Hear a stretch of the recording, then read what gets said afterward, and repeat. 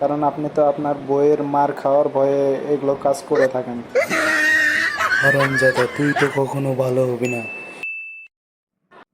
কিরে, তোদের এবার কুরবানির গরু কিনেছে কি? হ্যাঁ স্যার, কিনছে, কিন্তু এই প্রশ্ন কেন করলেন স্যার? আরে, বাসায় তো একটা গরু আছে, তো অযথা কেন টাকা খরচ করতে গেল তোর বাবা? হুম? স্যার, আমাদের বাসায় তো কোনো গরু নাই। আরে, আছে আছে একটা, তুই সঠিক জানিস না। আরে স্যার, কি বলেন আপনি? আমার বাসায় গরু থাকলে আমি জানবো না? বাসায় তো আব্বু আছে, আম্মু আছে, ছোট ভাই আছে, আর আমি আছি। আর তো কেউ নাই স্যার। কেন, তোর মা কি তোর গরু বলা ছেড়ে দিছে? আরে, তুই তো গরু না, তুই তো বলদ। হা হা হা হা। ওরে শালা, আমাকে অপমান! দাঁড়া, দেখাচ্ছি এবার মজা। আচ্ছা স্যার, আপনার তো অনেক টাকা বেঁচে যায়, তাই না? আরে, কিসের টাকা বাঁচবে? যা বেতন পাই তাই তো খরচ হয়ে যায়, থাকেই না কিছু, বাঁচবে কই থেকে?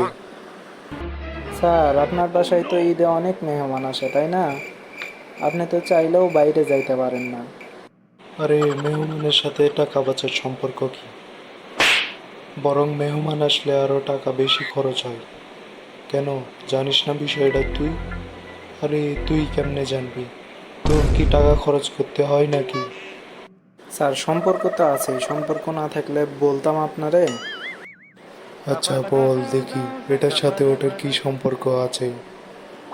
স্যার, বাসায় মেহমান আসলে তো রান্না করা, থালা বাসন মাজা, বাড়ির সকল ধরনের কাজ তো আপনি করে থাকেন স্যার, যেগুলো আমাদের বাসার বুয়ারা করে। তো স্যার, আপনার এক্সট্রা আলাদা করে টাকা খরচ করে বুয়া নিতে হয় না স্যার। এই জন্য বললাম, আপনার তো অনেক টাকা বেঁচে যায় স্যার, কারণ আপনি তো আপনার বইয়ের মার খাওয়ার ভয়ে এগুলো কাজ করে থাকেন। হারামজাদা, তুই তো কখনো ভালো হবি না, তোর ভালো হওয়ার কোনো চান্স নাই। দাঁড়া, বের করতেছি তোর বাদরামি।